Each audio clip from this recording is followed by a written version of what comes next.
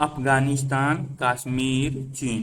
गंधार, झेलम, ब्यास, चेनाब, सिंधु, चीनी लॉर्ड, लाहौर, मंडी, रावी, सतलज, कैलाश पर्वत, हिमालय, पाकिस्तान, सिंधु, मोहनजोदारो, राजस्थान, नेहा, दिल्ली, अम अल्मोड़ा, उत्तर प्रदेश, नेपाल, काठमांडू, भक्तपुरा, ब्रह्मपुत्रा, वैशाली, पाटलिपुत्र, पटना, लोहनियापुर, मगध, लखनऊ, गंगा, यमुना, मथुरा, दिल्ली, नए भरतपुर, आगरा, यमुना, बिटगॉर्न, गंगा, इलाहाबाद, कौशाम्बी, ब्रह्मभूमना, भारहुत, बनारसी, बनारस, बिहार, जमलपुर, राजगीर, बांग्लादेश, कोलकाता, बोधगया, कलकत्ता, खजुराहो, विदिशा, सांची, बेस, नागर, नागिरी, चित्तूर, उदयपुर, जगत, गुजरात, मोंडोरा, अहमदाबाद, समालाजी, घर, नर्मदा, कैम्बे, बीर, मगम, मंडल, भारत, मध्य प्रदेश, पत्तलखोरा, अजंता, टेर, भुवनेश्वर, हीरापुर, उदयगिरी, कोणार्क, पुरी, आंध्र प्रदेश, गोदावरी, पडेराल, बोडसा, कार्ल, महाराष्ट्र, भांजा, पुड़ा, एलिफेंटा, मुंबई, बॉम्बे, रत्नागिरी, अरब सागर, कृष्णा, गोलकुंडा, हैदराबाद, कोडापल्ली, अमरावती, मछलीपट्टनम, बंगाल की खाड़ी से नगरजिकोंडा, एहोल, पडक्कल, बदामी, कर्नाटक, हम्पी, विजयनगर, तिरुपति, गुडिमाल, चेन्नई, मद्रास, कंचीपुरम, बेंगलोर, श्रावण बेलगोला, मेलुकोटा, गोमतीगिरी, तमिल, मामल्लपुरम, नाडु, मैसूर, कावेरी, श्रीरंगम, चिदम्बरम, कबुकोणम, तिरुवानकावल, वाला, पूम्पुहार, तंजावुर, कोयम्बटूर, तिरुचिरापल्ली, केरल, मदुराई, लक्षद्वीप, श्रीलंका, इधर अंडमान निकोबार। भारत में मंदिर स्थापत्य का फैलाव जो नक्शे का बाहरी रेखा पैमाने पर नहीं दिया गया है। मंदिर स्थापत्य और मूर्ति कला। जब हम अंग्रेजी के टेम्पल शब्द की बात करते हैं तो हमारे लिए उसका सामान्य अर्थ भारत के भिन्न भिन्न प्रदेशों के अनुसार देवालय, देवकुल, मंदिर, कोविल, देवल, देवस्थानम, प्रसाद का या क्षेत्रम होता है। हम ठीक से नहीं जानते कि भारत में पूजा स्थल के रूप में मंदिर का निर्माण कब से शुरू हुआ और उस समय मंदिर का उपयोग क्या था। मंदिर देवी देवताओं की पूजा करने और ऐसी धार्मिक क्रियाएं संपन्न करने के लिए भी बनाए गए होंगे जो पूजा कार्य से जुड़ी होती हैं। फिर आगे चलकर मंदिर महत्वपूर्ण धार्मिक और सामाजिक संस्थाओं के रूप में बढ़ने लगे, जैसे कि अनेक शिलालेखाओं के साक्ष्य से पता चलता है कि इन शिलालेखाओं पर राजाओं द्वारा दिए गए बड़े बड़े धर्मदायों का उल्लेख मिलता है। ऐसे मंदिर में कालांतर में आवश्यकताओं के अनुसार अनेक मंडप जैसे कि अर्धमंडप, महामंडप, नाट्यम या रंग मंडप आदि जोड़ दिए गए। यह निश्चित रूप से कहा जा सकता है कि 10वीं शताब्दी तक आते आते भू प्रशासन में मंदिर की भूमिका काफी अहम हो गई थी। प्राचीन मंदिर जहां एक और स्तूप और उनका निर्माण कार्य जारी रहा, वहीं दूसरी ओर सनातन हिंदू धर्म के मंदिर और देवी देवताओं की प्रतिमाएं भी बनने लगी। अक्सर मंदिरों को संबंधित देवी देवताओं की मूर्तियों से सजाया जाता था। पुराणों में उल्लेखित कथाएं सनातन धर्म की आख्यान प्रस्तुतियों का हिस्सा बन गई। हर मंदिर में एक प्रधान या अधिष्ठता देवता की प्रतिमा होती थी। मंदिरों के पूजा गृह 3 प्रकार के होते थे। संधर किस्म जिसमें प्रदक्षिणा पथ होता था, निर्धर किस्म जिसमें प्रदक्षिणा पथ नहीं होता था, और सर्वतोभद्र जिसमें सब तरह से प्रवेश किया जा सकता था। कुछ महत्वपूर्ण शिव मंदिर नचना कुठार, मध्य प्रदेश, 5वीं शताब्दी ईस्वी का ये मंदिर दिखाया गया है जो चतुर्मुख लिंग, नाचना कुठार, मध्य प्रदेश। इन सेट में ये दृश्य दिखाई गई जो भगवान भोलेनाथ को दिखाया गया है। उत्तर मंदिर उत्तर प्रदेश में देवगढ़ तथा मध्य प्रदेश में एरंडवन, नाचना कुंड और विदिशा के पास उदयगिरी में पाए जाते हैं।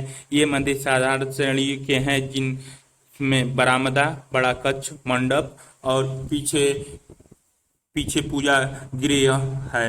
हिंदू का मूल रूप हिंदू मंदिरों का मूल रूप हिंदू मंदिर निम्न भागों से निर्मित होते थे। पहला, गर्भगृह, जो प्रारंभिक मंदिरों में एक छोटा सा प्रकोष्ठ होता था जिसमें प्रवेश के लिए एक छोटा सा द्वार होता था, लेकिन समय के साथ साथ इस प्रकोष्ठ का आकार बढ़ता गया। गर्भगृह में मंदिर के मुख्य अधिष्ठाता देवताओं की मूर्ति को स्थापित किया जाता है और यही अधिकांश पूजा पाठ या धार्मिक क्रियाओं का केंद्र बिंदु होता है। मंडप अर्थात मंदिर का प्रवेश कक्ष, जो कि काफी बड़ा होता है, इसमें काफी बड़ी संख्या में भक्तगण इकट्ठा हो सकते हैं।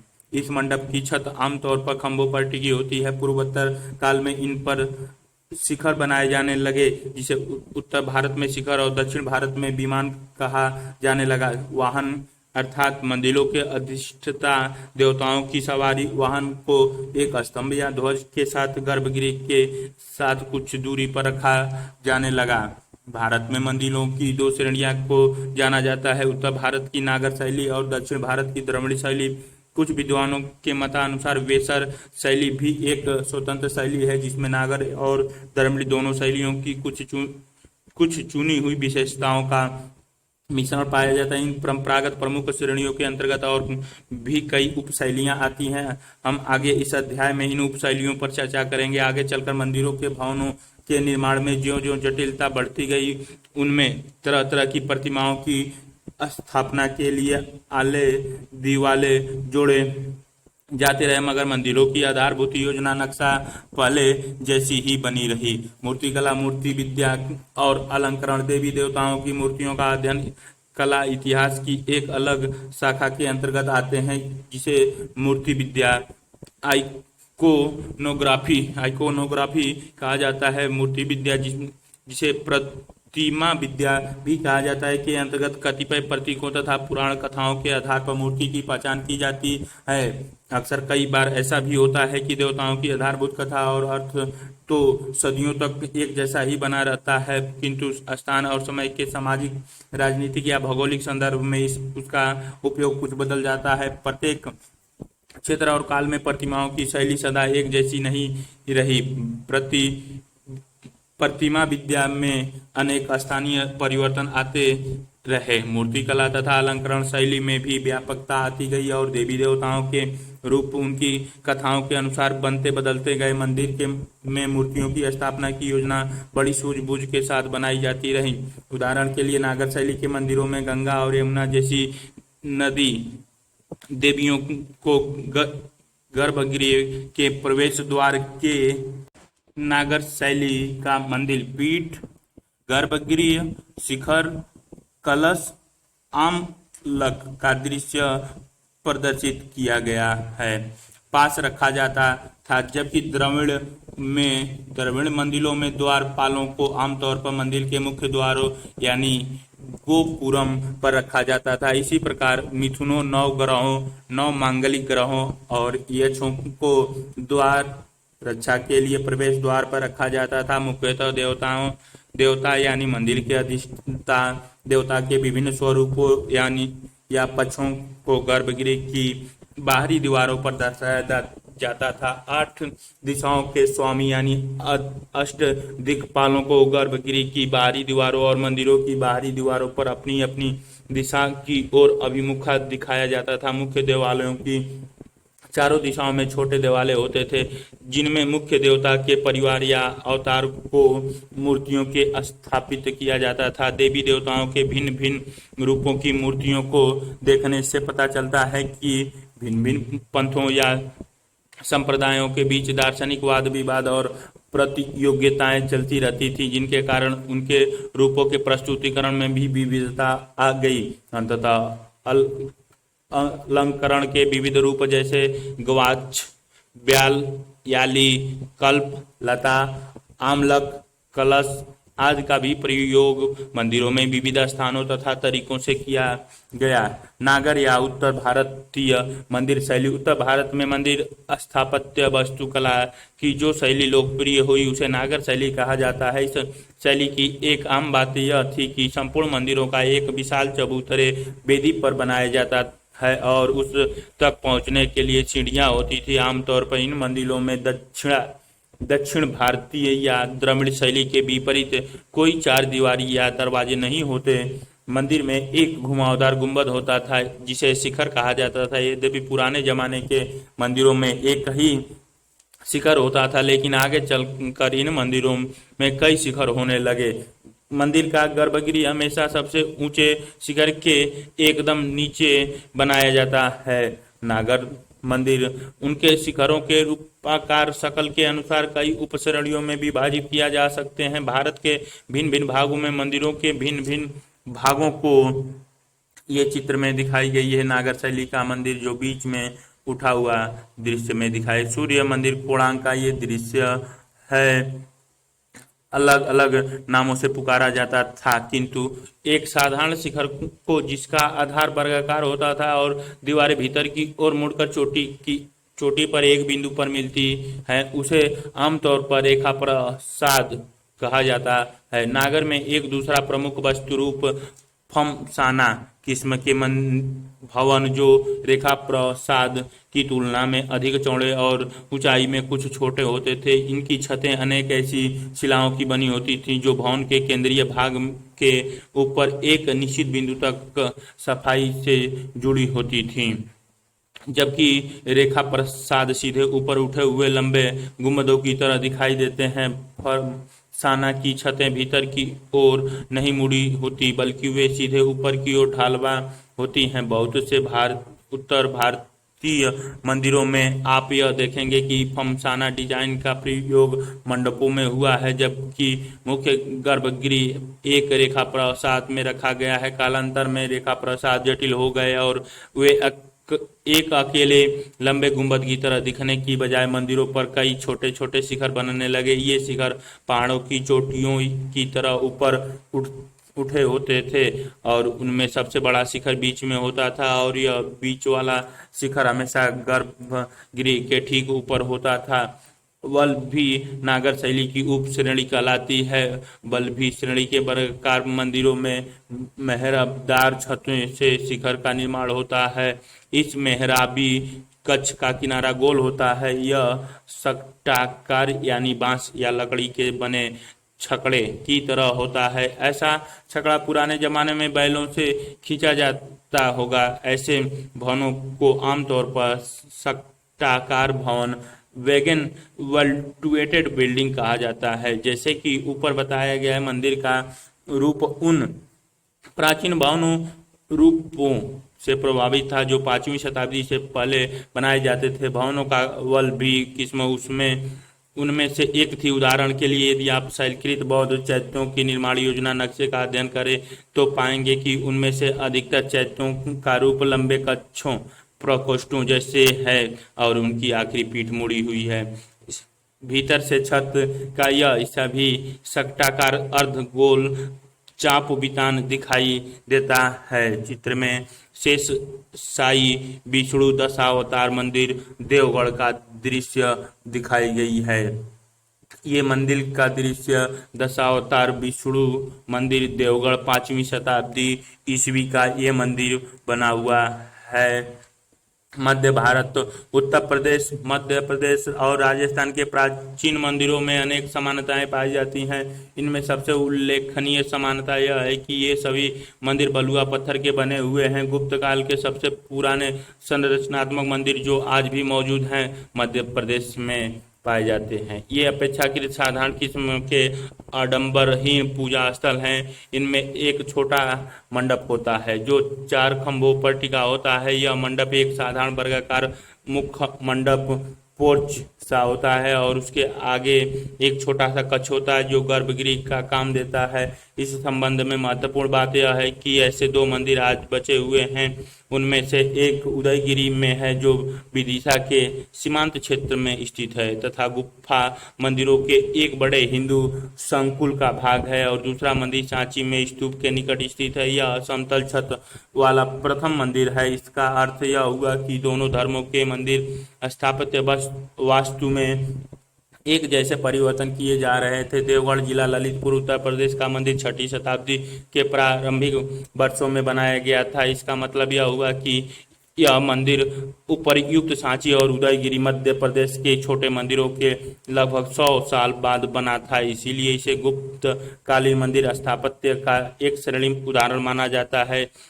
यह मंदिर वास्तुकला की पंचायतन शैली में निर्मित है, जिसके अनुसार मुख्य देवालय को एक वर्गाकार वेदी पर बनाया जाता है और चारों कोने में 4 छोटे सहायक देवालय बनाए जाते हैं। इस प्रकार कुल मिलाकर 5 बड़े छोटे देवालय बनाए जाते हैं, इसीलिए इस शैली को पंचायतन शैली कहा जाता है। इसका ऊंचा और वक्र रेखीय शिखर भी इसी काल की पुष्टि करता है। शिखर रेखा प्रासाद शैली पर बना है, जिससे यह स्पष्ट होता है कि यह मंदिर श्रेष्ठ नागर शैली का आरंभिक उदाहरण है। पश्चिमाभिमुखी मंदिर का प्रवेश द्वार बहुत भव्य है। इसके बाएं कोने पर गंगा और दाएं कोने पर यमुना है। इसमें विष्णु के अनेक रूप प्रस्तुत किए गए हैं, जिसके कारण लोगों का यह मानना है कि इसके चारों उप देवालयों में भी विष्णु के अवतारों की मूर्तियां ही स्थापित थी। इसीलिए लोग इसे ब्रह्मवंश दशावतार मंदिर समझने लगे, लेकिन वास्तविकता तो यह है कि हम नहीं जानते कि ये चारों उप देवालय मूल रूप से किन किन देवताओं को समर्पित थे। मंदिर की दीवारों पर विष्णु की 3 उद्धृतियां उभरी आकृतियां हैं। दक्षिणी दीवार पर शेष शयन, पूर्वी दीवार पर नर नारायण और पश्चिमी दीवार पर गजेंद्र मोक्ष का शेष शयन विष्णु का वह रूप जो है जब उन्हें अपने वाहन शेषनाग, जिसे अनंत भी कहा जाता है, पर लेटा हुआ दिखाया जाता है। यह विष्णु का वह पक्ष है जो उन्हें शाश्वत निद्रा में प्रस्तुत करता है। नर नारायण जीवात्मा और परमात्मा के बीच की चर्चा को दर्शाता है, और गजेंद्र मोक्ष मोक्ष प्राप्ति की कहानी है, जिसमें विष्णु की प्रतीकात्मक रूप से एक असुर का, जिसने एक मगर का रूप धारण कर लिया था, दमन करते हुए बताया गया है। दृश्य चित्रित है। इन उद्धृतों की स्थिति से यह पता चलता है कि इस मंदिर में परिक्रमा दक्षिण से पश्चिम की ओर की जाती थी, जबकि आजकल प्रदक्षिणा दक्षिणवर्त क्लॉकवाइज की जाती है। एक बात और भी है कि यह मंदिर पश्चिमी विमुख है। ऐसा बहुत कम देखने को मिलता है कि अधिकांशतः मंदिरों का मुख पूर्व या उत्तर की ओर होता है। कालांतर में अनेक छोटे छोटे आकारों के मंदिर बनाए गए। वैष्णव के रूप में अगर हम चंदेल राजाओं द्वारा निर्मित खजुराहो के मंदिर का अध्ययन करें, तो जो देवगढ़ के मंदिर से लगभग 400 वर्ष बाद 10वीं शताब्दी में बनाए गए थे, तो पाएंगे कि मंदिर वास्तुकला की नागर शैली और रूप में नाटकीय रूप से कितना अधिक विकसित हो गया था। खजुराहो का लक्ष्मण मंदिर विष्णु को समर्पित है। यह मंदिर चंदेल वंशीय राजा धंग द्वारा 954 ईस्वी में बनाया गया था। नागर शैली में निर्मित यह मंदिर एक ऊंची वेदी प्लेटफॉर्म पर स्थित है और उस तक पहुंचने के लिए सीढ़ियां बनी हुई हैं। उसके कोनों में 4 छोटे देवालय बने हैं और इसके गगनचुंबी शिखर पिरामिड की तरह सीधे आकाश में खड़े हुए उसके उदग्र उठान को प्रदर्शित कर रहे हैं। इसके शिखर के अंत में एक नालीदार चक्री का तरी है, जिसे आमलक कहा जाता है, और उस पर एक कलश स्थापित है। ये सब चीजें इस काल के नागर मंदिरों में सर्वत्र पाई जाती हैं। मंदिर में आगे निकले हुए बारजे और बरामदे हैं। इसी प्रकार यह मंदिर देवगढ़ के मंदिर से बहुत ही अलग किस्म का है। खजुराहो स्थित कंदिरिया महादेव मंदिर का निर्माण भारतीय मंदिर स्थापत्य की शैली की पराकाष्ठा है। इस विशाल मंदिर के स्थापत्य एवं मूर्तिकला में मध्यकालीन भारतीय मंदिर निर्माण के वे सभी लक्षण विद्यमान हैं जिनके लिए मध्य भारत की स्थापत्य कला की श्रेष्ठता जानी जाती है। खजुराहो के मंदिर अपनी कोमद्दीप एवं श्रृंगार प्रधान प्रतिमाओं के लिए भी बहुत प्रसिद्ध है। इनमें श्रृंगार रस को उतना ही महत्व दिया जा गया है जितना कि मानव की आध्यात्मिक खोज को, और इसे पूर्ण ब्रह्म का ही एक महत्वपूर्ण अंश माना जाता है। इसीलिए अनेक हिंदू मंदिरों में आलिंगनबद्ध मिथुन को शुभ मानकर उसकी मूर्तियां स्थापित की हुई हैं। आमतौर पर ऐसी मिथुन प्रतिमाओं को मंदिर के प्रवेश द्वार पर अथवा किसी बाहरी द्वार पर रखा जाता था। इसके अलावा ऐसी प्रतिमाएं अक्सर मंडप और मुख्य देवालय के बीच दीवारों पर बनाई जाती थी। खजुराहो की प्रतिमाओं की अपनी एक खास शैली है जिसके कुछ विशिष्ट लक्षण हैं, जैसे वे अपने पूरे उभार के साथ है। वे आसपास के पत्थरों से काटकर बनाई गई हैं। उनकी नाक तीखी है, ठूंठी बढ़ी हुई है, आंख लंबी और मोड़े लंबी मुड़ी हुई है। ये चित्र में मंदिर का दृश्य दिखाई गई विश्वनाथ मंदिर खजुराहो का है। कंद्रिया महादेव मंदिर खजुराहो का दृश्य दिखाई गई है। ये मंदिर नित्य कच्छ लक्ष्मण मंदिर खजुराहो का जो नृत्य को दिखाई गई है। खजुराहो में बहुत से मंदिर हैं, उनमें से अधिकांशतः हिंदू देवी देवताओं के हैं और कुछ जैन मंदिर भी हैं। इनमें से 64 योगिनीय मंदिर विशेष रूप से उल्लेखनीय है। यह 10वीं शताब्दी से पहले का है। इस मंदिर में कई छोटे वर्गाकार देवालय हैं जो ग्रेनाइट के शिलाखंडों को काटकर बनाए गए हैं। इनमें से प्रत्येक देवालय देवियों को समर्पित है। इस तरह की तंत्रिका पूजा का उदय 7वीं शताब्दी के बाद हुआ था। ऐसे बहुत से मंदिर जो योगिनी पंथ को समर्पित हैं मध्य प्रदेश, उड़ीसा और दक्षिण में भी तमिलनाडु तक 7वीं से 10वीं शताब्दियों के बीच यंत्र तंत्र बनाए गए थे, लेकिन आज उनमें से बहुत कम बचे हैं। पश्चिम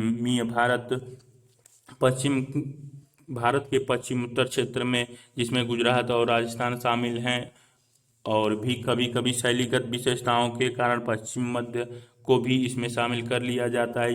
मंदिर इतने अधिक हैं कि उन पर व्यापक रूप से विचार नहीं किया जा सकता। ये मंदिर रंग और किस्म दोनों ही दृष्टियों से अनेक प्रकार के पत्थर से बने हैं। इनमें बलुआ पत्थर का इस्तेमाल प्रयोग हुआ है। तथापि 10वीं से 12वीं शताब्दी के बीच बने मंदिरों की मूर्तियां धूसर स्लेटी से काले बेसाल्ट असिताश्म की बनी पाई जाती हैं, लेकिन इनमें मुलायम चिकने सफ़ेद संगमरमर का भी तरह तरह से प्रचुर मात्रा में प्रयोग हुआ है, जो 10वीं से 12वीं शताब्दी के माउंट आबू और रणकपुर राजस्थान के जैन मंदिरों में भी देखने को मिलता है। इस क्षेत्र के अत्यंत महत्वपूर्ण कला ऐतिहासिक स्थलों में से एक है गुजरात में शामलाजी, जो यह दर्शाता है कि इस क्षेत्र की पूर्ववर्ती कला परंपराएं गुप्त काल के बाद की शैली के साथ किस प्रकार मिल गई थी, जिसके फलस्वरूप मूर्ति कला में एक अलग नई शैली का उदय हुआ। धूसर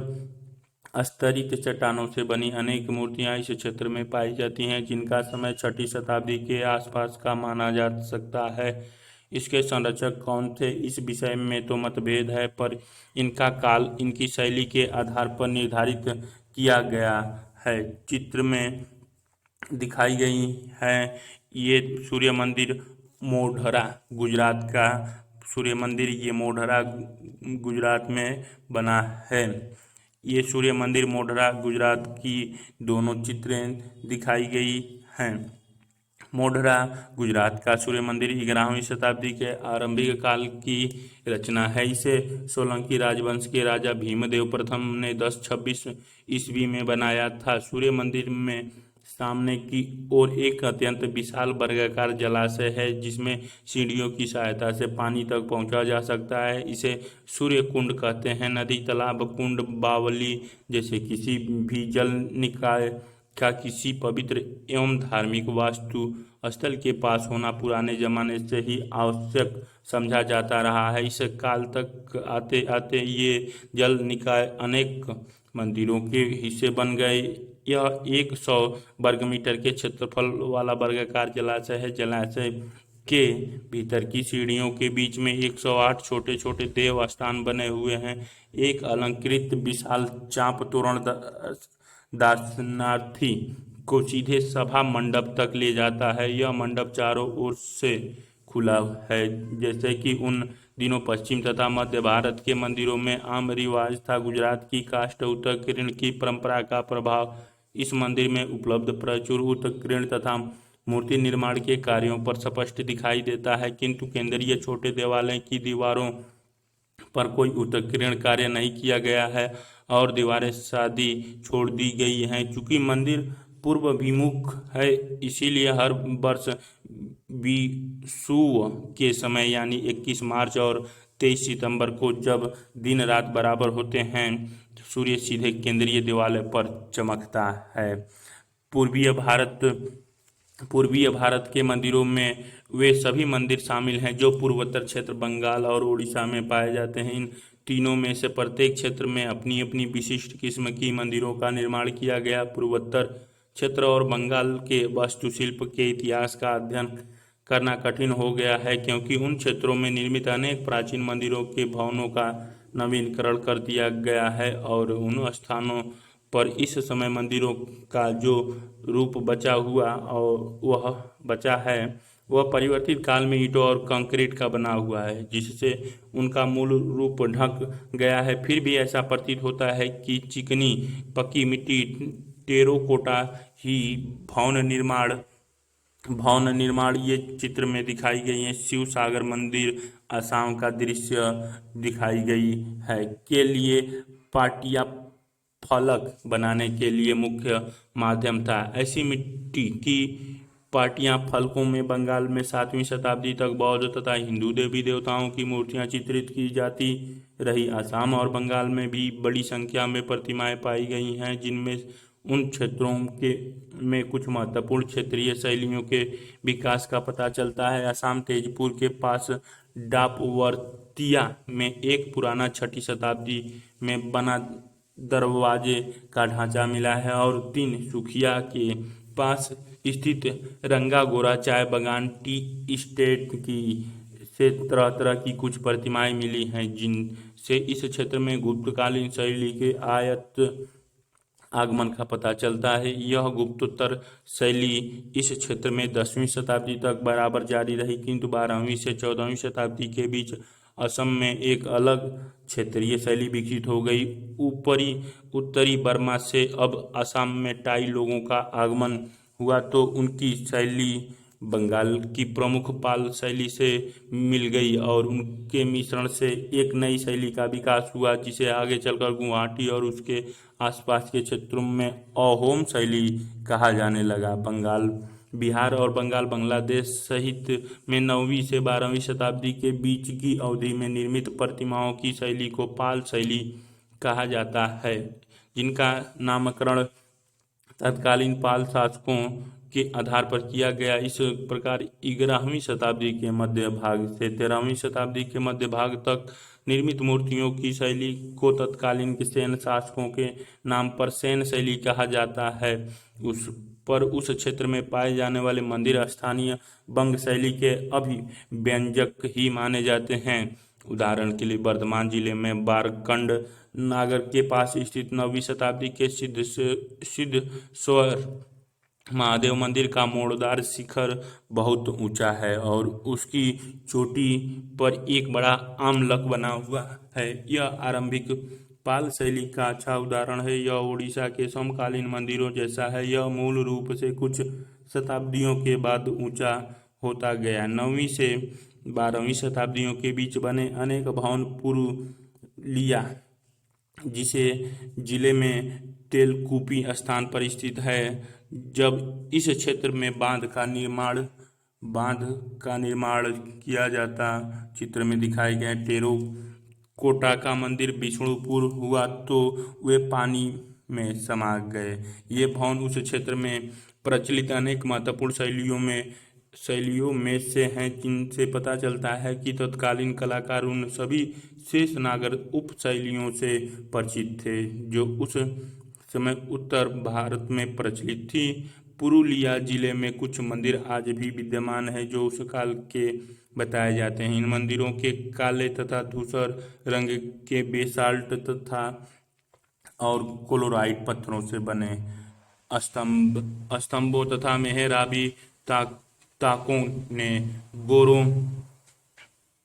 गुरुओं काकों ने गौर और पांडवों में स्थित भवनों को, जो प्रारंभिक बंगाल सल्तनत के समय के हैं, बहुत प्रभावित किया। इसी प्रकार बंगला की उनके स्थानीय भवन निर्माण की परंपराओं ने भी उस क्षेत्र को मंदिर शैली को प्रभावित किया। इन स्थानीय परंपराओं में सबसे अधिक महत्वपूर्ण था बंगाली झोपड़ी की बांस की बनी छत का एक और ढलान या उसकी मुड़ी हुई शक्ल। इस लक्षण आंतरिक विशेषताओं को आगे चलकर मुगल कालीन इमारतों में भी अपना लिया गया। ऐसी छत को संपूर्ण उत्तर भारत में बंगला छत कहा जाता है। मुगल काल में और उसके बाद पक्की ईंटों मिट्टी की ईंटों से बीसियों मंदिर बंगला और आज के बांग्लादेश में बनाए गए, जिनकी शैली अपने किस्म की अलग ही थी, जिसमें बांस की झोपड़ियों में प्रयुक्त स्थानीय निर्माण तकनीकी के तत्वों तो शामिल थे ही, साथ ही पाल शैली के बचे कुचे पुराने रूप और मुस्लिम वास्तुकला के मेहराब और गुंबदों के रूप में भी उनमें शामिल कर लिया गया था। इस शैली के भवन विष्णुपुर, बाकुंडा, बर्धमान और बीरभूम में स्थान स्थान पर मिलते हैं और ये अधिकतर 17वीं शताब्दी के ओडिशा के वास्तुकला की मुख्य विशेषताओं को 3 वर्गों में विभाजित किया जाता है, अर्थात रेखापिंड, ढाढ़ और खकरा। वहाँ के अधिकांश प्रमुख ऐतिहासिक स्थल प्राचीन कलिंग क्षेत्र में हैं, यानी आधुनिक पुरी जिले। चित्र में जगन्नाथ मंदिर पुरी का दृश्य दिखाई गई है, पुरी में स्थित है, जिसमें भुवनेश्वर यानी पुराना त्रिभुवनेश्वर पुरी और कोणार्क के इलाके में शामिल है। ओडिशा के मंदिरों की शैली एक अलग किस्म की है, जिसे हम नागर शैली की उप शैली कह सकते हैं। आमतौर पर शिखर, जिसे ओडिशा में देवल कहते हैं, इस उप शैली के अंतर्गत लगभग चोटी तक एकदम ऊर्ध्वाधर यानी बिल्कुल सीधा खड़ा होता है, पर चोटी पर जाकर अचानक तेजी से भीतर की ओर मुड़ जाता है। इन मंदिरों में देवालय से पहले सामान्य रूप में मंडल होते हैं, जिन्हें उड़ीसा में जगमोहन कहा जाता है। मुख्य मंदिर की भू योजना हमेशा लगभग वर्गाकार होती है, जो हमारी ढांचों के भागों में मस्तक पर वृत्ताकार हो जाती है। इसे लाट लंबाई में लगभग बेलनाकार दिखाई देता है। लाट के आले दीवाले आमतौर पर वर्गाकार होते हैं। मंदिरों का बाहरी भाग अत्यंत उत्कीर्ण होता है, जबकि भीतरी भाग आमतौर पर खाली होता है। ओडिशा में मंदिरों में आमतौर पर चार दीवारी होती हैं। बंगाल की खाड़ी के तट पर स्थित कोणार्क में भव्य सूर्य मंदिर को अब भगवान वेश ही देखने को मिलती हैं। यह मंदिर 1240 के आसपास बनाया गया था। इसका शिखर बहुत भारी भरकम था और कहते हैं कि उसकी ऊंचाई 70 मीटर थी। इसका स्थल इसके भार को न सह सका और यह शिखर 19वीं शताब्दी में धराशायी हो गया। मंदिर का विस्तृत संकुल एक चौकोर परिसर के भीतर स्थित था। उसमें से अब जगमोहन यानी नृत्य मंडप ही बचा है। अब इस मंडप तक पहुंचा नहीं जा सकता, पर इसके बारे में यह कहा जाता है कि यह मंडप हिंदू वास्तुकला में सबसे बड़ा घिरा हुआ अहाता है। सूर्य मंदिर एक ऊंचे आधार वेदी में स्थित है। इसकी दीवारें व्यापक रूप से अलंकारिक उत्कीर्ण से ढकी हुई हैं। इनमें बड़े बड़े पहियों के 12 जोड़े हैं। पहियों में आरे और नाभि केंद्र हब हैं, जो सूर्यदेव की पौराणिक कथा का स्मरण कराते हैं, जिसके अनुसार सूर्य 7 घोड़ों द्वारा खींचे जा रहे रथ पर सवार होते हैं। यह सब प्रवेश द्वार के सूर्य मंदिर कोणार्क का दृश्य में दिखाई गई है। आना सीढ़ियों पर उकेरा हुआ है। इस प्रकार यह संपूर्ण मंदिर की शोभा यात्रा में खींचे जा रहे विशाल रथ जैसा प्रतीत होता है। यह मंदिर की दक्षिणी दीवार पर सूर्य की एक विशाल प्रतिमा है जो हरे पत्थर की बनी हुई है। ऐसा कहा जाता है कि पहले ऐसी 3 आकृतियां थी, उनमें से हर एक आकृतियां एक अलग किस्म के पत्थर पर बनी हुई अलग अलग दिशा की ओर अभिमुख थी। चौथी दीवार पर मंदिर के भीतर जाने का दरवाजा बना हुआ था, जहां से सूर्य की वास्तविक किरणें गर्भगृह में प्रवेश करती थी। पहाड़ी क्षेत्र कुमायूं गढ़वाल, हिमाचल और कश्मीर की पहाड़ियों में वास्तुकला का अनेक अनोखा रूप विकसित हुआ। चूंकि कश्मीर का क्षेत्र गांधार काल के प्रमुख स्थलों जैसे तक्षशिला, पेशावर और पश्चिमोत्तर सीमा प्रांत के पास था, इसीलिए 5वीं शताब्दी तक आते आते कश्मीर की कला पर गांधार शैली का प्रबल प्रभाव दृष्टिगोचर होने लगा। दूसरी और उसमें गुप्तकालीन और गुप्तोत्तरकालीन परंपराएं भी जुड़ने लगी, जो सारनाथ और मथुरा में, यहाँ तक कि गुजरात और बंगाल के केंद्रों से भी वहां तक पहुंची। ब्राह्मण, पंडित और बौद्ध भिक्षुक कश्मीर, गढ़वाल, कुमायूं और मैदानी क्षेत्र के धार्मिक केंद्रों जैसे कि बनारस, नालंदा और दक्षिण में कंचीपुरम तक के केंद्रों के बीच अक्सर यात्रा करते रहते थे। फलस्वरूप बौद्ध और हिंदू परंपराएं आपस में मिलने लगी और फिर पहाड़ी इलाकों तक फैल गईं। स्वयं पहाड़ी क्षेत्रों की भी अपनी एक अलग परंपरा थी, जिसके अंतर्गत लकड़ी के मकान बनाए जाते थे जिनकी छतें ढलवा होती थी। इसलिए पहाड़ी क्षेत्रों में अनेक स्थानों पर हम देखेंगे कि मुख्य गर्भगृह और शिखर तो रेखा प्रसाद शैली से बने होते हैं, जबकि मंडप काष्ठ वास्तु के एक पुराने रूप में होता है।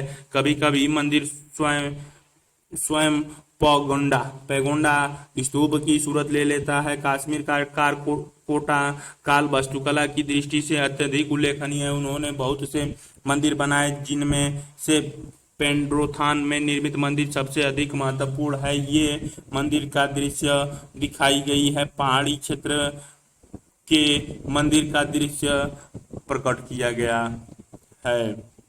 मंदिर 8वीं और 9वीं शताब्दी में बनाए गए थे। देवालय के पास जलाशय होने की परंपरा का पालन करते हुए पंडेरनाथ का मंदिर जलाशय के बीच में बनी हुई एक वेदी पर निर्मित है। वैसे तो कश्मीर में बौद्ध और हिंदू दोनों धर्मों के अनुयायियों के होने का साक्ष्य मिलते हैं, पर यह मंदिर एक हिंदू देव स्थान है और संभवतः शिव को समर्पित है। इस मंदिर की वास्तुकला कश्मीर की वर्षों पुरानी परंपरा के अनुरूप है, जिसके अंतर्गत लकड़ी की इमारतें बनाई जाती हैं। कश्मीर की बर्फीली परिस्थितियों के कारण छत चोटीदार होती है और उसका ढाल बाहर की ओर होता है, जिससे कि हिमपात का मुकाबला किया जा सके।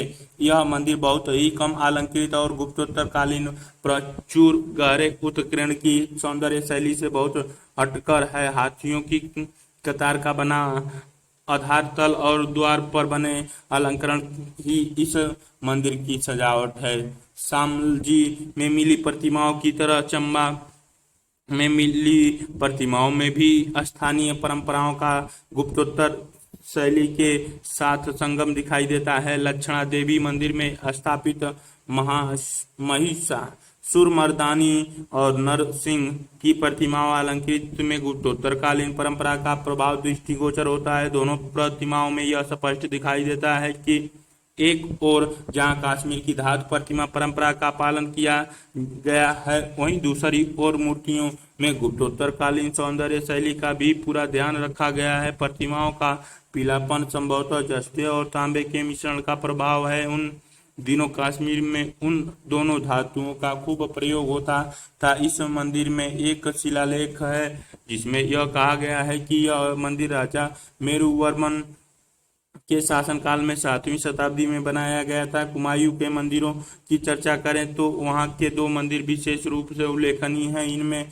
से एक अल्मोड़ा के पास जगेश्वर में और दूसरा पिथौरागढ़ के पास चंपावत में है। ये दोनों मंदिर इस क्षेत्र में नागर वास्तुकला के उत्कृष्ट उदाहरण है। द्रविड़ या दक्षिण भारतीय मंदिर शैली, जैसा कि ऊपर बताया जा चुका है, नागर शैली के मंदिर आमतौर पर ऊंची कुर्सी प्लिंथ पर बनाए जाते थे। इसके विपरीत द्रविड़ मंदिर चारों ओर एक 4 दीवारी से घिरे होते हैं। इस 4 दीवारी के बीच में प्रवेश द्वार होते हैं, जिन्हें गोपुरम कहते हैं। मंदिर के गुंबद द्रविड़ मंदिर, शिखर, विमान, गर्भगृह, मंडप और गोपुरम। गोपुरम ये नीचे पीछे से इंटर करते हैं लोग। इसका रूप, जिसे तमिलनाडु में विमान कहा जाता है, मुख्यतः एक सीढ़ीदार पिरामिड की तरह होता है जो ऊपर की ओर ज्यामितीय रूप से उठा होता है, न कि उत्तर भारत के मंदिरों की तरह मोड़दार शिखर के रूप में। दक्षिण भारतीय मंदिरों में शिखर शब्द का प्रयोग मंदिर की चोटी पर स्थित मुकुट जैसे तत्वों के लिए किया जाता है, जिसकी शक्ल आमतौर पर एक छोटी स्तूपिका या एक अष्टभुजी गुमटी जैसी होती है। यह उस क्षेत्र के बराबर होती है जहां उत्तर भारतीय मंदिरों में एक आमलक या कलश होता है। उत्तर भारत के मंदिरों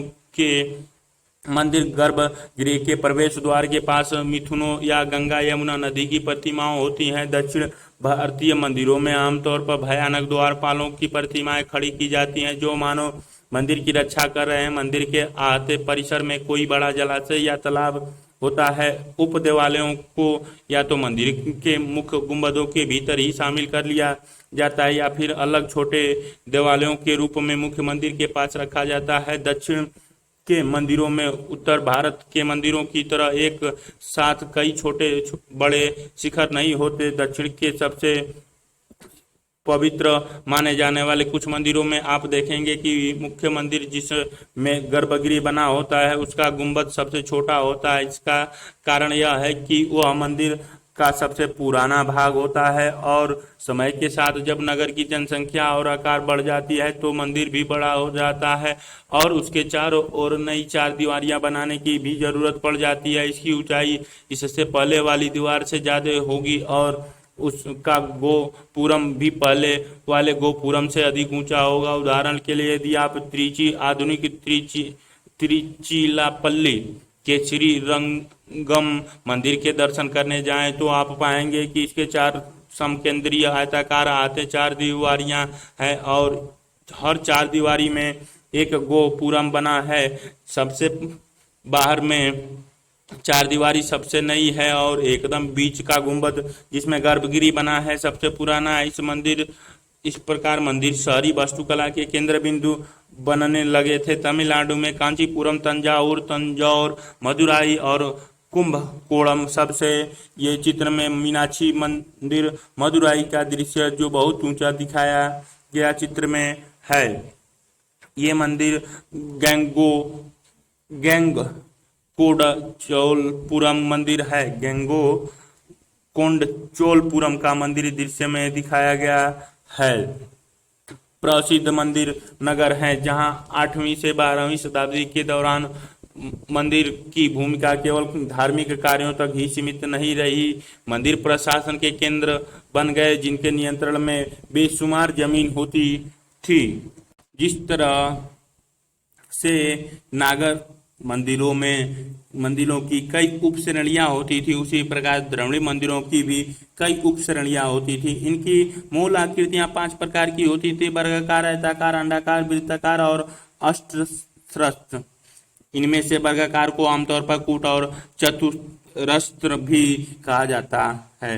आयताकार यानी साला या आयत्रस्त, अंडाकार जिसे गज पृष्ठीय कहते हैं जो हाथी के पीठ जैसी होती है, इसे वृत्तीयत भी कहा जाता है। यह गज पृष्ठीय चैत्यों के सक्टाकार रूपों पर आधारित होती है जिनके प्रवेश द्वार घोड़ों की नाल के आकार के होते हैं जिन्हें आमतौर पर नासी कहा जाता है। वृत्त, गोलाकार और अष्टभुजाकार आमतौर पर मंदिर की योजना और उसके विमान देवी देवताओं के मूर्त के अनुसार निर्धारित होते हैं। इसीलिए उचित यही होता है था कि विशिष्ट प्रकार की मूर्तियों के लिए उसी से संबंधित प्रकार के मंदिर बनाए जाएं। स्मरण रहे कि ऊपर सरल रीति से इन उप श्रेणियों में जो अंतर बताए गए हैं वे इसी अवस्था काल तक लागू होते हैं, क्योंकि आगे चलकर इन भिन्न भिन्न रूपों की कई मिश्रण हो गए हैं और उनके मेल से नए नए रूप विकसित हो गए हैं। पल्लव वंश दक्षिण भारत का एक पुराना राजवंश था। पल्लव ईसा की 2री शताब्दी से ही आंध्रा क्षेत्र में सक्रिय रहे थे और फिर दक्षिण की ओर आगे बढ़कर तमिलनाडु में बस गए। 6वीं से 8वीं शताब्दी तक का इतिहास अधिक अच्छी तरह जाना जा सकता है, क्योंकि उनके समय उस समय के कई शिलालेख और स्मारक आज भी उपलब्ध हैं। उनके शक्तिशाली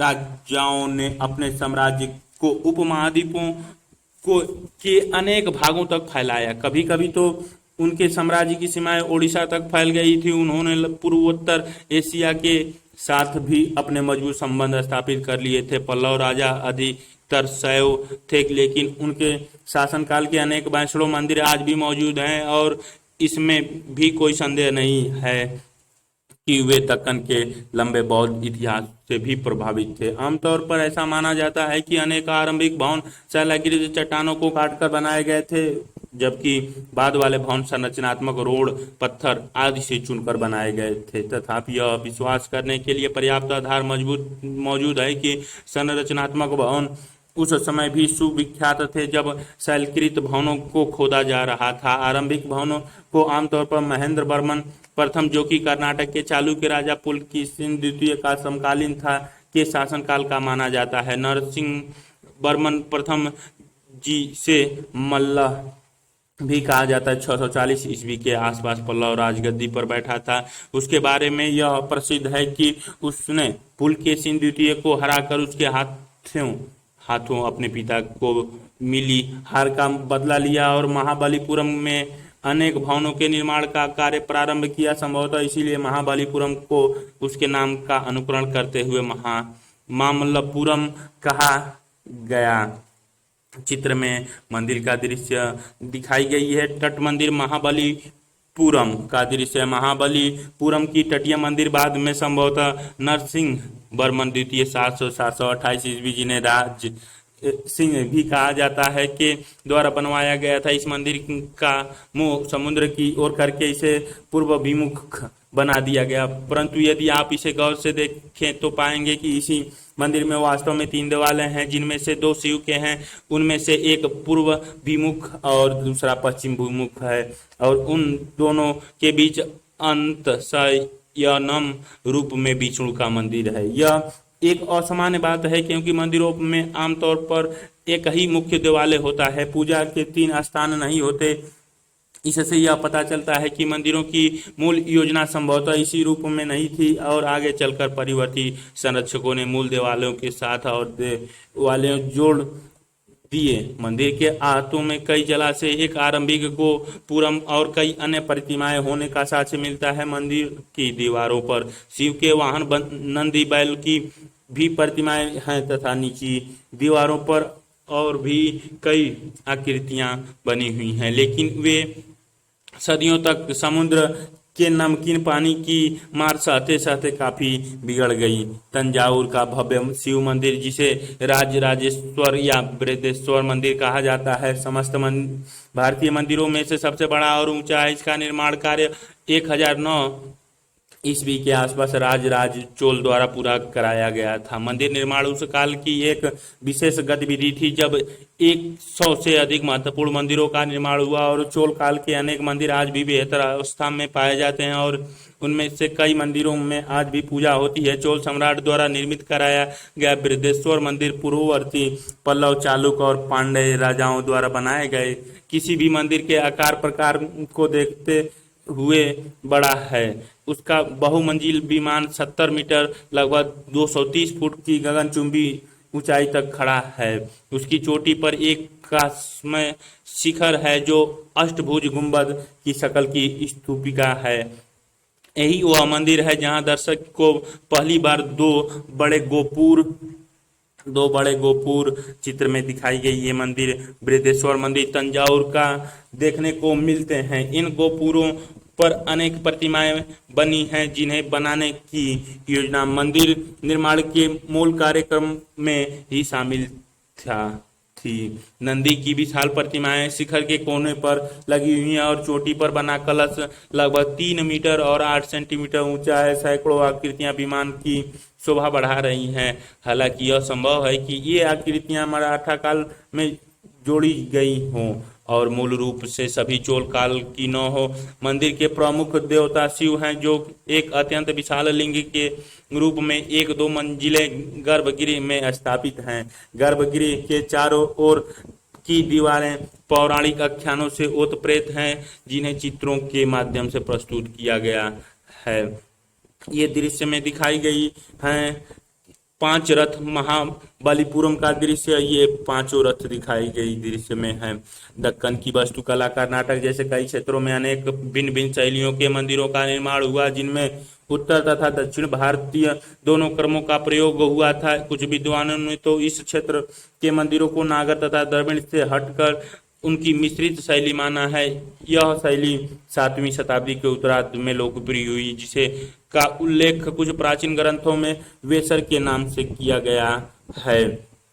चित्र में दिखाई गई दृश्य, ये दृश्य है कैलाशनाथ मंदिर एलोरा का दृश्य दिखाया गया है। 7वीं शताब्दी के आखिरी और 8वीं शताब्दी के आरंभिक दशकों में एलोरा महत्वाकांक्षी परियोजना अधिक भव्य बन गई। 750 के आसपास तक दक्कन क्षेत्र पर आरंभिक पश्चिमी चालुक्यों का नियंत्रण राष्ट्रकूटों द्वारा हथिया लिया गया था। उनकी वास्तुकला की सबसे बड़ी उपलब्धि थी एलोरा का कैलाशनाथ मंदिर, जिसे हम भारतीय शैलकृत वास्तुकला की कम से कम 1000 वर्ष पूर्व की परंपरा की पराकाष्ठा कह सकते हैं। यह मंदिर पूर्णतः द्रविड़ शैली में निर्मित है और इसके साथ नंदी का देवालय भी बना है। चूंकि यह मंदिर भगवान शिव को समर्पित है, जो कैलाशवासी है, इसीलिए इसे कैलाशनाथ मंदिर की संज्ञा दी गई है। इस मंदिर का प्रवेश द्वार गोपुरम जैसा है।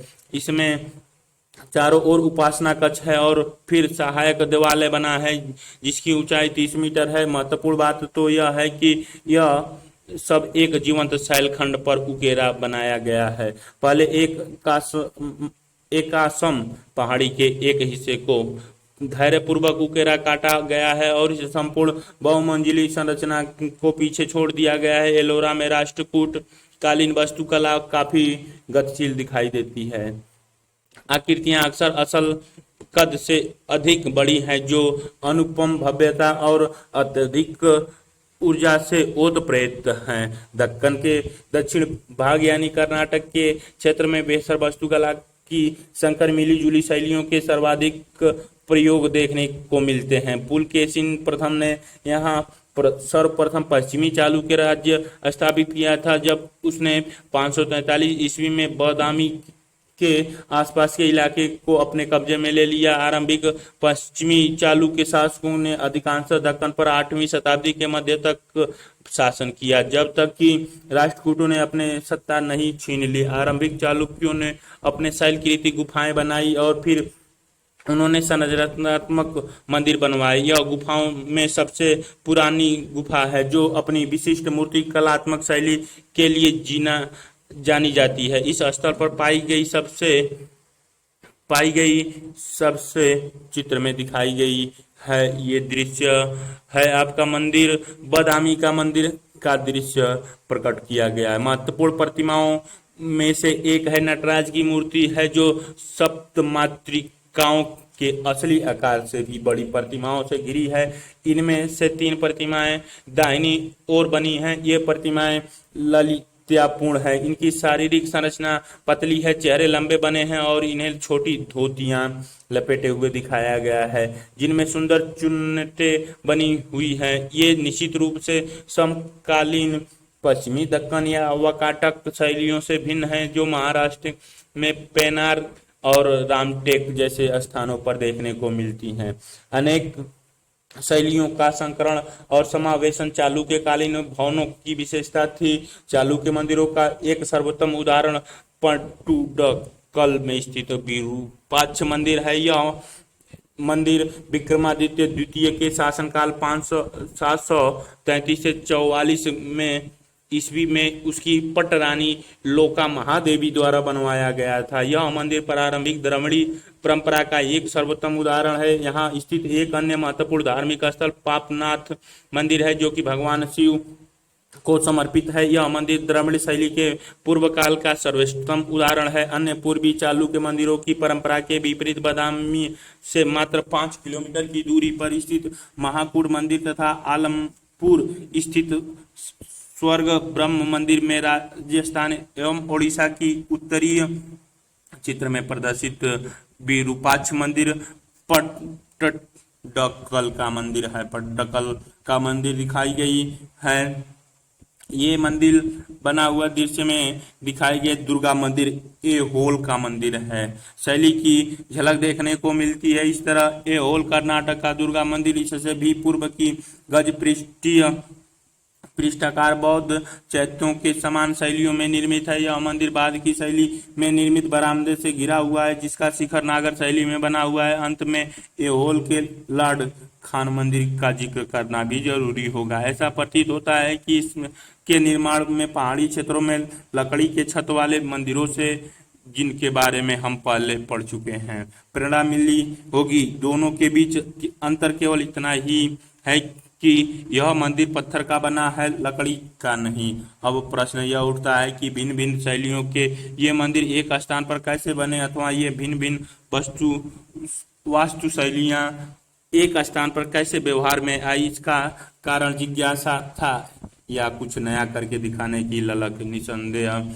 ये उन वास्तुकलाविदों की सृजनात्मक आकांक्षाओं की गतिशील अभिव्यक्तियां थी, जो भारत के अन्य भागों में कार्यरत अपने साथी कलाकारों के साथ प्रतिस्पर्धा में संलग्न थे। हमारी स्पष्टीकरण भले ही कुछ भी हो, मगर यह निश्चित है कि ये भवन कलाएं इतिहास के मर्मज्ञों एवं शोधकर्ताओं के लिए अत्यंत रोचक हैं।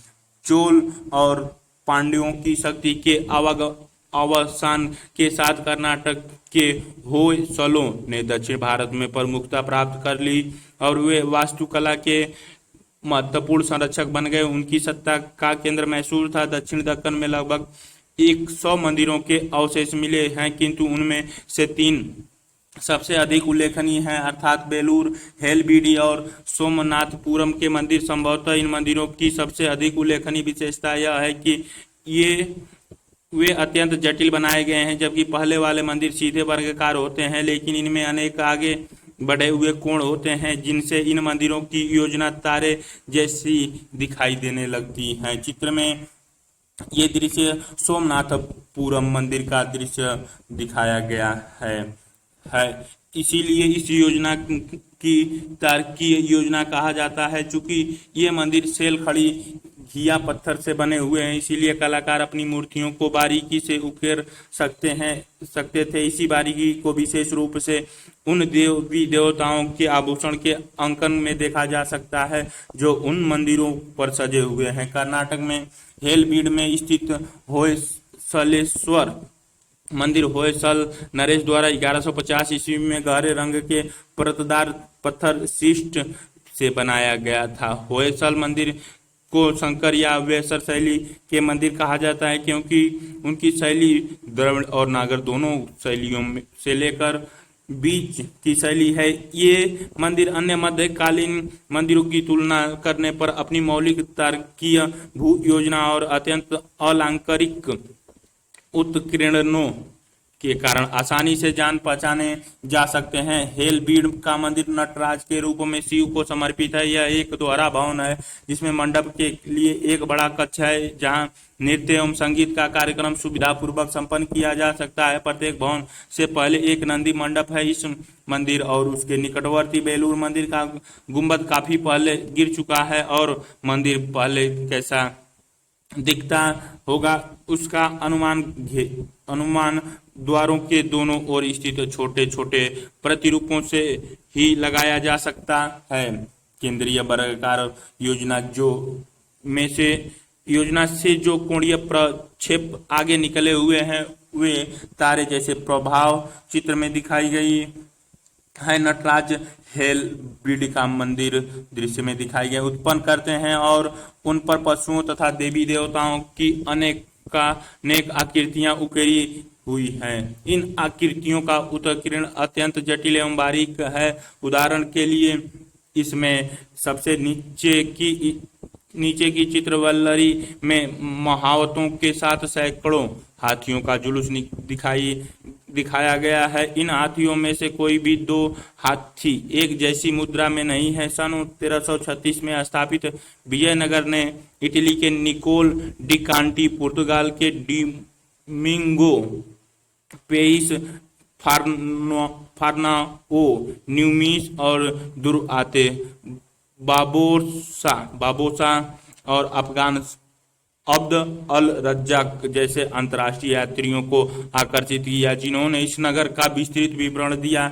इनके अलावा अनेक संस्कृति तथा तेलुगु कृतियों में भी इस राज्य की गुंजायमान साहित्यिक परंपरा का उल्लेख मिलता है। वास्तुकला की दृष्टि से विजयनगर में सदियों पुरानी द्रविड़ वास्तुकला शैली और पड़ोसी सल्तनतों द्वारा प्रस्तुत इस्लामिक प्रभावों का संश्लेषित रूप मिलता है। इनकी मूर्तिकला जो मूल रूप से चोल आदर्शों से निकली थी और जब उन्हीं आदर्शों की स्थापना के लिए प्रयत्नशील थी, जिसमें भी विदेशियों की उपस्थिति की झलक दिखाई देती है। उनके 15वीं शताब्दी के अंतिम दशकों और 16वीं शताब्दी के आरंभिक दशकों के बीच के संकलनवादी मिश्रित भाग्यान्वेषियों में जो उस समय का इतिहास सुरक्षित है, उससे पता चलता है कि विजयनगर का वह युग धन धान्य संपन्नता एवं संस्कृति के सम्मिश्रण का समय था। बौद्ध और जैन वास्तुकला की प्रगति अब तक, यद्यपि हमने 5वीं से 14वीं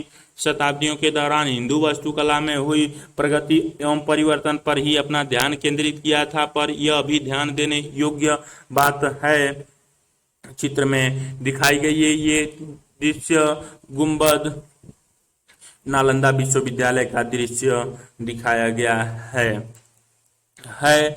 इस काल में बौद्ध और जैन वास्तुकला भी हिंदू वास्तुकला से पीछे नहीं रही, बल्कि कदम से कदम मिलाकर साथ साथ प्रगति करती रही।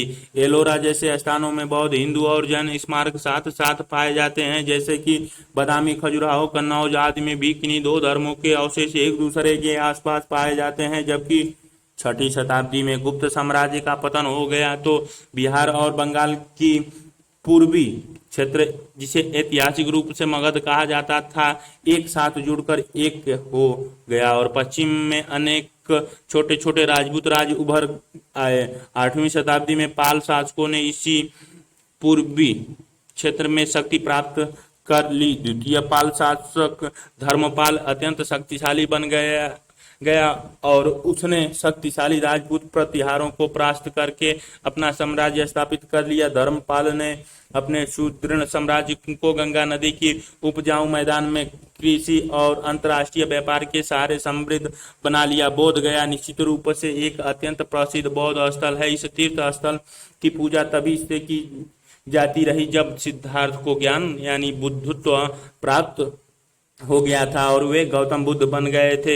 यहाँ की बोध वृक्ष का तो महत्व है ही, क्योंकि सिद्धार्थ ने इसी की छाया में बुद्धत्व प्राप्त कर किया था। लेकिन बोध गया का महाबोधि मंदिर उस समय ईंटों से बनाए जाने वाला महत्वपूर्ण भवनों की याद दिलाता है। ऐसा कहा जाता है कि बोधि वृक्ष के नीचे सर्वप्रथम जो देवालय बना था उसका निर्माता सम्राट अशोक था।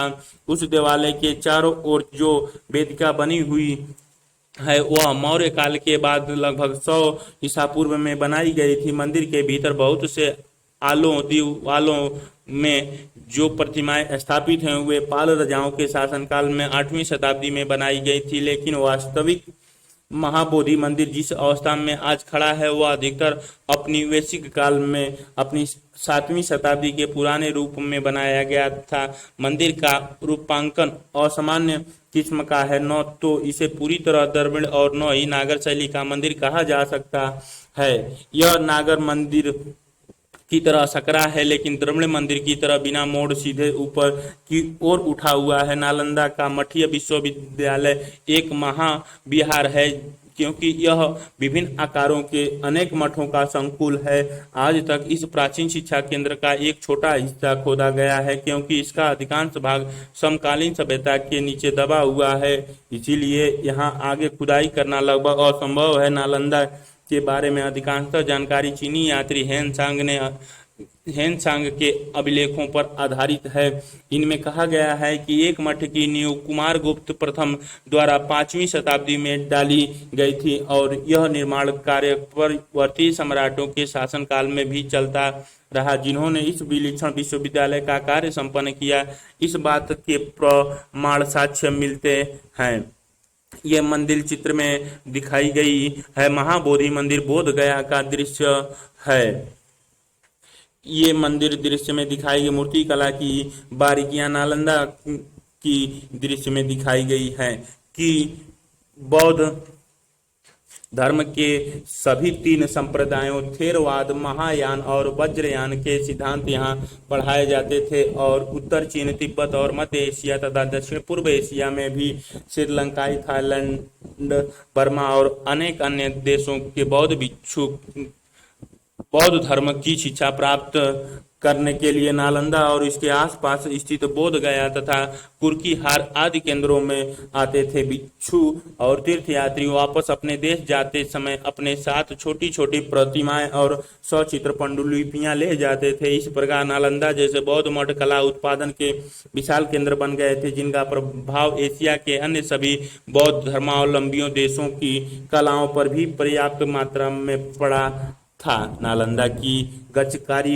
पत्थर तथा कांच से मूर्ति बनाने की कला सारनाथ की गुप्तकालीन बौद्ध काल से विकसित हुई और उसी पर पूरी तरह निर्भर रही। 9वीं शताब्दी तक आते आते सारनाथ की गुप्त शैली और बिहार की स्थानीय परंपरा तथा मध्य भारत की परंपरा के संगम संश्लेषण से एक नई शैली का आविर्भाव हुआ, जिसे मूर्ति कला की नालंदा शैली कहा जा सकता है। इस नई शैली में मुखाकृतियां, विशेषताएं, अंग प्रत्यंग, हाव भाव, वस्त्रों और एवं आभूषणों का पहनावा आदि सब अलग अलग किस्म के थे। नालंदा की अपनी कला, अपनी कारीगरी के उच्च स्तर के लिए सदा जानी मानी जाती है।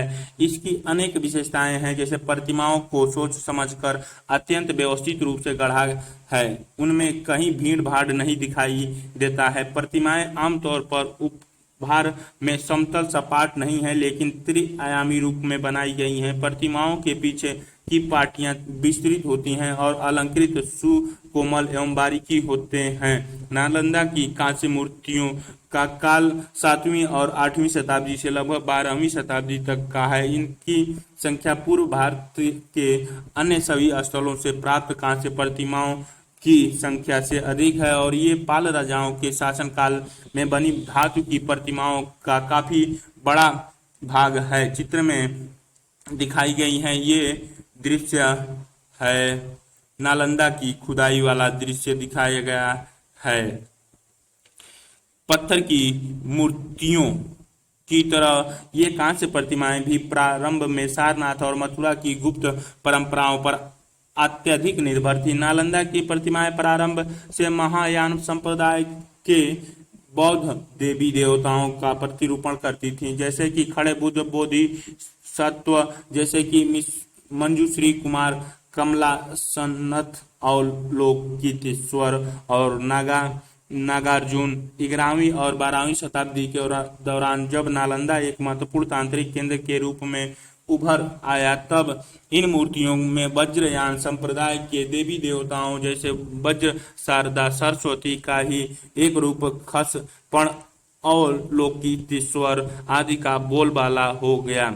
बुद्ध की मुकुटधारी प्रतिमाओं का प्रतिरूपण 12वीं शताब्दी के बाद ही शुरू हुआ। एक रोचक तथ्य यह भी है कि अनेक ब्राह्मणिक प्रतिमाएं जो सारनाथ शैली के अनुरूप नहीं थी, वे भी नालंदा से मिली हैं। उनमें से अनेक प्रतिमाएं स्थल के आसपास स्थित गांव के छोटे छोटे मंदिरों में आज भी पूजी जाती हैं। छत्तीसगढ़ में स्थित सिरपुर आरंभिक प्राचीन ओडिशा शैली 550 से 800 ईस्वी का स्थल था, जहां हिंदू और बौद्ध दोनों प्रकार के देवालय थे। यहाँ पाई जाने वाली बौद्ध प्रतिमाओं के मूर्ति शास्त्रीय और शैलीगत तत्व अनेक रूपों में नालंदा की प्रतिमाओं जैसी ही हैं। कालांतर में ओडिशा में अन्य बड़े बड़े बौद्ध मठ विकसित हो गए।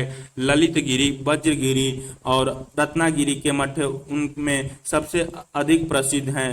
नागपट्टनम तमिलनाडु का पटनागर भी चोल काल तक बौद्ध धर्म और कला का एक प्रमुख केंद्र बना रहा। इसका एक कारण यह भी हो सकता है कि यह पट्टिनाम श्रीलंका के साथ व्यवहार करने के दृष्टि से महत्वपूर्ण था, जहां आज भी बड़ी संख्या में बौद्ध धर्मानुयायी रहते हैं। चोल शैली की कांस्य और पत्थर की प्रतिमाएं नागपट्टनम में पाई गई हैं। जैनियों ने भी हिंदुओं की तरह अपने बड़े बड़े मंदिर बनवाए और अनेक मंदिर और तीर्थ पहाड़ी क्षेत्रों को छोड़कर समस्त भारत में स्थान स्थान पर पाए जाते हैं, जो आरंभिक बौद्ध चित्र में दिखाई गई हैं। ये दृश्य लक्ष्मण मंदिर सिरपुर का दृश्य जो लक्ष्मण के नाम पर रखा गया है, ये चित्र दिखाई गई है जो बाहुबली गोमटेश्वर कर्नाटक का दृश्य है, पूजा स्थलों के रूप में प्रसिद्ध है। दक्कन में वास्तुकला की दृष्टि से सर्वाधिक महत्वपूर्ण स्थल एलोरा और ऐहोल में देखा जा सकते हैं। मध्य भारत में देवगढ़, खजुराहो, चंदेरी और ग्वालियर में जैन मंदिरों के कुछ उत्कृष्ट उदाहरण पाए जाते हैं। कर्नाटक में जैन मंदिरों की समृद्धि धरोहर सुरक्षित है, जिनमें गोमेटेश्वर में भगवान बाहुबली की ग्रेनाइट पत्थर की मूर्ति विशेष रूप से उल्लेखनीय है। श्रावण बेलगोला स्थित यह विशाल प्रतिमा 18 मीटर यानी 57 फुट ऊंची है और विश्व भर में एक पत्थर से बनी हुई किसी सहारे के खड़ी है। सबसे लंबी मूर्ति है। इसे मैसूर के गंग राजाओं के सेनापति एवं प्रधानमंत्री चामुंडराय द्वारा बनवाया गया था। राजस्थान में माउंट आबू पर स्थित जैन मंदिर बिमल शाह द्वारा बनाए गए थे। इनकी बाहरी हिस्सा बहुत सादा है, जबकि भीतरी भाग बढ़िया संगमरमर तथा भारी मूर्ति कलात्मक साज सज्जाओं से अलंकृत है, जहां गहरी कटाई बेल बूटों जैसे प्रतीत होती है। मंदिर की प्रसिद्धि का कारण यह है कि इसकी हर भीतरी छत पर बेजोड़ नमूने बने हुए हैं और इसकी गुंबद वाली छतों के साथ साथ सुंदर आकृतियां बनी हैं। काठीवाड़ा गुजरात में पालिताना के निकट शत्रुंजय की पहाड़ियों में एक विशाल जैन तीर्थ स्थल है, जहां एक साथ जुड़े हुए 20 मंदिर दर्शनीय हैं। इस अध्याय में हमने ईसा की 5वीं से 6वीं शताब्दी तक की मूर्तिकला और वास्तुकला के अवशेषों के बारे में पढ़ा, जो भिन्न भिन्न किस्म के पत्थर, मिट्टी और कांसे से बनाए गए हैं। निसंदेह चांदी और सोने के जैसे अन्य माध्यम से भी प्रतिमाएं बनाई गई होंगी, लेकिन उन्हें पिघलाकर और कामों में ले लिया गया होगा। अनेक मूर्तियां लकड़ी और हाथी दांतों से भी बनाई गई होंगी, लेकिन वे अपनी भंगुरता के कारण नष्ट हो गई होंगी। प्रतिमाओं को अक्सर रंगा भी जाता होगा, मगर उनके रंग भी जलवायवीय तत्वों की मार के कारण सैकड़ों सालों तक अक्षुण्ण नहीं रह सकते। इस काल में चित्रकारी की भी समृद्ध परंपरा रही थी, मगर उस समय के बचे हुए कुछ ही उदाहरण कुछ धार्मिक भवनों में भित्तियों के रूप में बचे हैं। देश में कांस्य मूर्तियां बड़ी संख्या में पाई गई हैं, जिनके बारे में अगले अध्याय में चर्चा की गई है।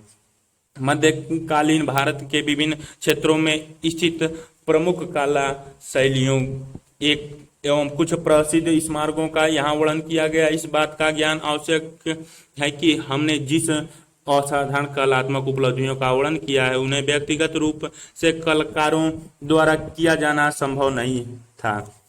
इस महावती परियोजनाओं में स्थापितों, भवन निर्माताओं, मूर्तिकारों और चित्रकारों ने मिलकर कार्य किया। खासकर इन कलाकृतियों के अध्याय से हमें तत्कालिक समाज जिसमें इनका निर्माण हुआ उसके बारे में भली भांति जानने का अवसर प्राप्त होता है। इससे यह निष्कर्ष निकलता है कि उस समय के भवन किस प्रकार के होते थे, उनकी वेशभूषा क्या थी और अंततः उनकी काल हमें लोगों के धार्मिक इतिहास के प्रति जागरूकता करती है। ये धर्म अनेक थे, जिनका स्वरूप समय के साथ साथ बदलता गया। हिंदू, बौद्ध और जैन धर्म में अनेकों देवी देवताएं हैं और भक्त एवं तंत्र से अभिभूत। इस काल का प्रभाव इन पर दिखाई देता है। मंदिर भी, संगीत एवं नृत्य चित्र में जैन मूर्ति माउंट आबू का दृश्य दिखाया गया है, जो जैन में ये दृश्य बनी हुई दिखाई गई है। ये दृश्य दिलवाड़ा मंदिर माउंट आबू का दृश्य जो कि बिल्कुल चमकता हुआ दिखाया गया है। ये दृश्य बना हुआ दिखाया गया है। ये दृश्य महाबलीपुरम का दृश्य दिखाई गई है जो कि हाथी नीचे बनी हुई दृश्य में दिखाई गई हैं। ये दृश्य इसमें भी हाथियां नीचे दिखाई गई हैं। महाबलीपुरम पल्लव काल का एक महत्वपूर्ण पटनगर है जहां अनेकों शैलकृतियों एवं स्वतंत्र खड़े मंदिरों का निर्माण 7वीं 8वीं शताब्दी में हुआ। महाबलीपुरम का यह विशाल प्रतिमा फलक पैनल जिसकी ऊंचाई 15 मीटर एवं लंबाई 30 मीटर है, विश्व में इस प्रकार का सबसे बड़ा और प्राचीनतम पैनल है। इसमें चट्टानों के मध्य एक प्राकृतिक दरारें हैं जिसका उपयोग शिल्पियों द्वारा इतनी सुंदरता से किया गया है कि इस दरार से बहकर पानी नीचे बने कुंडों में एकत्रित होता है। विशेषज्ञों ने इसे भिन्न तरीके से वर्णित किया है। कुछ का मानना है कि यह गंगावतरण का प्रकरण है और कुछ इसे जूनियम की कथा से जोड़ते हैं और कुछ अर्जुन की तपस्या से। कीर्ता जूनियम पल्लव काल में कवि भारवीय की लोकप्रिय रचना थी। अन्य विद्वानों के अनुसार यह पैनल एक पल्लव राजा की प्रशस्ति है जो कुंड के मध्य पैनल की अनूठी पृष्ठभूमि में बैठा होगा। रिलीफ पैनल में एक मंदिर को महत्वपूर्ण स्थान दिया गया है। इसके सामने तपस्वी और श्रद्धालु बैठे हैं। इसके ऊपर एक टांग पर खड़े योगी का चित्रण है जिसके हाथी सिर के ऊपर उठे हुए हैं, जिसे कुछ लोग भागीरथी एवं कुछ लोग अर्जुन मानते हैं। अर्जुन ने शिव से पाशुपत अस्त्र पाने के लिए तपस्या की थी, जबकि भागीरथ ने गंगा को पृथ्वी पर अवतरित करने के लिए। इसके बगल में वर्द मुद्रा में शिव को खड़ा दिखाया गया है। इस हाथ के नीचे खड़ा छोटा सा गण शक्तिशाली पशुपत अस्त्र का मानवीकरण है। सभी चित्रित आकृतियां को कामिनी और सजीव गति मान दिखाया गया है। व्यक्तियों के अतिरिक्त उड़ते हुए गंधर्व पशुओं और पक्षियों का भी आकृतियां बनी हुई हैं जिनमें विशेष उल्लेखनीय है एक सजीव और सुघड़ हाथी है। हाथी और मंदिर के नीचे बना हिरण का जोड़ा है। इनमें सबसे हास्यास्पद चित्रण एक बिल्ली का है जो भागीरथ अथवा अर्जुन की नकल करते हुए अपने पीछे के पंजों पर खड़ी होकर आगे के पंजों को हाव में उठाए हुए है। ध्यान से देखने पर यह पता चलता है कि बिल्ली चूहों से घिरी हुई है। उसे उसकी साधना भंग नहीं कर पा रहे हैं। संभवतः यह कलाकार द्वारा भागीरथ अथवा अर्जुन के कठोर तप का संकेत चित्रण है जो अपने आसपास की स्थिति से विचलित हुए बिना स्थिर खड़ी है। चित्र में दिखाई गई है। ये खड़े दृश्य में अर्जुन या भागीरथ के दृश्य दिखाए गए हैं। कैलाश पर्वत को हिलाते हुए रावण का भी दृश्य दिखाया गया है। ये कैलाश पर्वत को हिलाते हुए रावण है। कैलाश पर्वत को हिलाते हुए रावण को एलोरा की गुफा में कई बार चित्रित किया गया है। इसमें सबसे उल्लेखनीय आकृति एलोरा की गुफा संख्या 16 है। कैलाश मंदिर की बाईं दीवार पर प्रस्तुत की गई है। यह आकृति 8वीं शताब्दी में बनाई गई थी। यह एक विशाल प्रतिमा है जिसे भारतीय मूर्तिकला में एक प्रतिमान के रूप में माना गया है। इसमें रावण को कैलाश पर्वत हिलाते हुए दिखाया गया है जिस पर शिव और पार्वती लोगों के साथ विराजमान है। इसके चित्र संयोजन को कई भागों में चित्रित किया गया है। इसके निचले भाग में रावण को अपने अनेक हाथों से कैलाश पर्वत को आसानी से हिलाते हुए दिखाया गया। बहुत से हाथों को गहराई पूर्वक उकेरने से वे त्रिआयामी प्रभाव उत्पन्न करते हैं। रावण का शरीर कोणात्मक दिखाया गया है और वह अपनी एक टांग भीतर की ओर धकेल रहा है। उसके हाथ रावण की आकृतियां द्वारा निर्मित भीतरी कक्ष में बाहर की ओर फैले हुए दिखाए गए हैं। ऊपर का आधा हिस्सा 3 श्रेणियों में विभाजित है। मध्य भाग में शिव और पार्वती की आकृतियां बनी हुई हैं। कैलाश पर्वत की कंपती से डर कर पार्वती शंकर से सटी हुई दिखाई गई हैं। खाली जगह में पार्वती की फैली हुई टांगों और मुंडा हुआ शरीर छाया प्रकाश का अत्यंत नाटकीय प्रभाव प्रस्तुत करते हैं। शिव की प्रतिमा तो विशाल है ही, उनके गणों की आकृतियां भी काफी बड़ी बड़ी गणों की आकृतियों के सक्रिय दिखाया गया है और वे अपनी गतिविधियों में संलग्न हैं। शिव और पार्वती से ऊपर स्वर्ग की अप्सराएं आदि जो इस दृश्य में देख रही हैं, उन्हें स्तंभित मुद्रा में दिखाया गया है। आयतन का बाहर तक निकाला होना और खाली स्थान होना एलोरा गुफा की प्रतिमाओं की खास विशेषता है। पूरे घेरों में आकृतियों का बनाकर प्रकाश और अंधकार का उपयोग किया गया। आकृतियों का धड़ भाग पतला है और उनकी सतह को भारी दिखाया गया है। भुजाएं पूरे घेरे में पतली हैं। दोनों और की सहायक आकृतियों का मोहरा कोणी है। संपूर्ण रचना संयोजन की सभी आकृतियां सुंदर हैं और आपस में एक दूसरे से गुथी हुई सी प्रतीत होती हैं। ये चित्र में बाहरी दीवार पर खुदी आकृतियां कैलाशनाथ मंदिर एलोरा का दृश्य जो दिखाई गई है, ये कैलाशनाथ मंदिर एलोरा का दृश्य दिखाया गया है। ये मंदिर दिखाई गई है। लक्ष्मण मंदिर खजुराहो का दृश्य दिखाया गया है। ये भी मंदिर दिखाई गई हैं। खजुराहो के मंदिर चंदेल राजवंश के संरक्षण में बनाए गए थे। वहां का लक्ष्मण मंदिर चंदेलों के समय का मंदिर वास्तुकला की पूर्ण विकसित शैली का उदाहरण प्रस्तुत करता है। मंदिर के आधार तल पर पाए गए शिलालेख के अनुसार इसका निर्माण कार्य 954 ईस्वी तक पूरा हो गया था और चंदेल वंश का 7वां राज यशोवर्मन उसका निर्माता था। मंदिर की योजना पंचायतन किस्म की है। यह एक भारी पीठ पर बना हुआ है। इसमें एक अर्धमंडप, एक मंडप, एक महामंडप और विमान सहित गर्भगृह है। हर हिस्से की अपनी एक अलग छत है जो पीछे की ओर उठी हुई है। सभी बड़े कक्षों में उनकी दीवारों पर आगे निकले हुए सज्जे हैं, लेकिन दर्शक उन तक नहीं पहुंच सकते।